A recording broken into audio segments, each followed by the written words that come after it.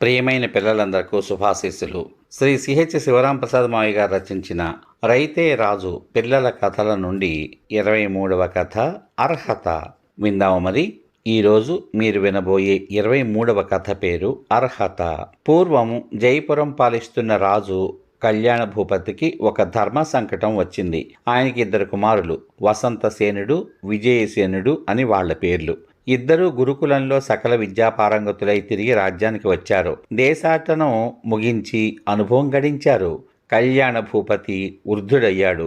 2 కొడుకులలో ఎవరో ఒకరికి పట్టాభిషేకం చేయాలి. ఎవరిని రాజు చెయ్యాలి అనేది ధర్మ సంకటం. ఎందుకంటే ఇద్దరిలో ఎవరు పెద్దవాడు ఎవరు చిన్నవాడు అనేది తేలడం లేదు. దానికి కారణం ఏమిటంటే 2 కవలలు ఒకే సమయంలో జన్మించారు. కుమారుల పట్టాభిషేకం గురించి ఎందరు మేధావులను సంప్రదించినా వాళ్ళు పరిష్కారం సూచించలేకపోయారు. ఇదిలా ఉండగా జయపురానికి సత్యానంద మహర్షి శిష్య సమేతంగా పర్యటన చేస్తూ వచ్చి సత్రంలో మకాం వేశాడు. కళ్యాణ భూపతి వెళ్ళి సత్యానంద మహర్షిని తమ అంతఃపురానికి దయచేసి ఆతిథ్యం స్వీకరించవలసిందిగా కోరాడు. రాజు అభ్యర్థనను సత్యానంద మహర్షి మన్నించి రాజభవనానికి వెళ్ళాడు. అతిథి సత్కారాలు చేసిన తర్వాత రాజు తన ధర్మ సందేహానికి పరిష్కారం సూచించమని మహర్షిని కోరాడు. మహర్షి వసంతసేనుడు విజయసేనుడు కవలలు, సకల విద్యాపారంగతులు, యుద్ధ విద్యలలో ఆరితేరినవారు. తమరు వారిద్దరినీ పరీక్షించి రాజు కాగల అర్హత ఎవరికి ఉందో నిర్ణయించండి. మీ నిర్ణయం ప్రకారం పట్టాభిషేకం జరిపిస్తాను అన్నాడు. సత్యానంద మహర్షి నవ్వి, మహారాజా, ఇది నేను పరీక్షించి నిర్ణయించే విషయం కాదు. రాజుకు కేవలం యుద్ధ విద్యలు తెలియడం, భుజబలం ఉండడమే ముఖ్యం కాదు, బుద్ధి బలం కూడా ఉండాలి. సమయానుకూలంగా నిర్ణయం తీసుకోగల సమయస్ఫూర్తి చాలా అవసరం. వారిని పరీక్షించి నీ వారసుడిని నిర్ణయించే అవకాశం మీకే వస్తుంది. వేచి చూడు అన్నాడు. కళ్యాణ భూపతికి యువరాజులను పరీక్షించే అవకాశం తొందరలోనే వచ్చింది. జయపురం రాజ్యానికి పొరుగుననే ఉన్న కావేటి నగరపు రాజు ఆయన మీదకు దండెత్తి వచ్చాడు. సుధీరుడు యుద్ధోన్మాది. ఏదో ఒక పేచీ పెట్టుకుని యుద్ధం చేయడానికి సిద్ధపడుతూ ఉంటాడు. కళ్యాణ భూపతి వసంతసేనుడికి సైన్యం బాధ్యత అప్పగించి యుద్ధరంగానికి పంపాడు. వసంతసేనుడు సుధీరుడి సైన్యాన్ని ఎదుర్కొని తరిమి కొట్టాడు. విజయవంతుడై తిరిగి వచ్చాడు. కళ్యాణ భూపతి వసంతసేనుడికి పట్టాభిషేకం చేస్తాడని అందరూ ఊహించారు. కానీ అది జరగలేదు. వసంతసేనుడు యుద్ధరంగంలో తన ధైర్య సాహసాలు ప్రదర్శించి విజయం చేజిక్కించుకున్న పట్టాభిషేకం చేయకుండా ఎందుకు తాత్సారం చేస్తున్నాడు రాజు అని అందరూ అనుకోసాగారు.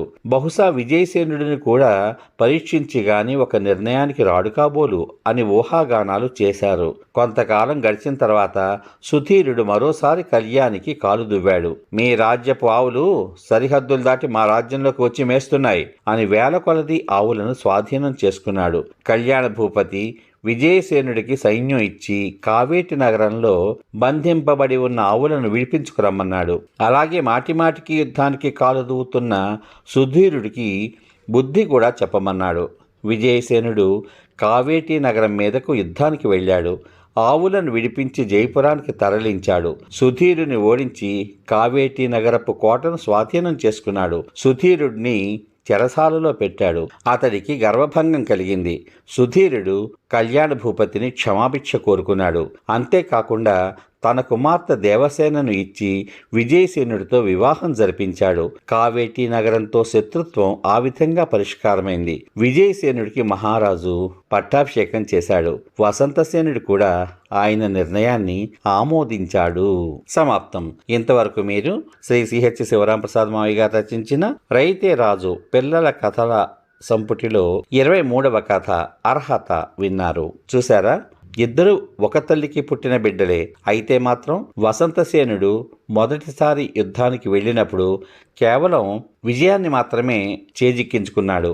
అయితే రెండవసారి విజయసేనుడు అదే రాజ్యం మీదకి యుద్ధానికి వెళ్ళి ఆవుల్ని విడిపించడమే కాకుండా ఆ రాజుని బంధించి చెరసాలలో పెట్టడమే కాదు, అతనికి గర్వభంగం కూడా కలిగించాడు. మరి ఈ ఇద్దరిలో ఎవరికి పట్టాభిషేకం చేసే అర్హత ఉన్నదో దీన్ని బట్టి మనం నిర్ణయించుకోవచ్చు కదా. అందువల్ల ఏదైనా ఒక స్థానం కానీ పదవి కానీ పొందాలంటే దానికి తగిన అర్హత మనం సంపాదించినప్పుడే తప్పనిసరిగా ఆ స్థానాన్ని మనం పొందుతాం. ఇంత చక్కని కథ మనకు అందించిన శ్రీ సిహెచ్ శివరాంప్రసాద్ మావయ్య గారికి హృదయపూర్వక ధన్యవాదాలు తెలియజేసుకుంటూ మళ్ళీ రేపటి కథలో కలుసుకుందాం. అంతవరకు సర్వే జనా సుఖినో భవంతు. శుభమస్తు. స్వస్తి.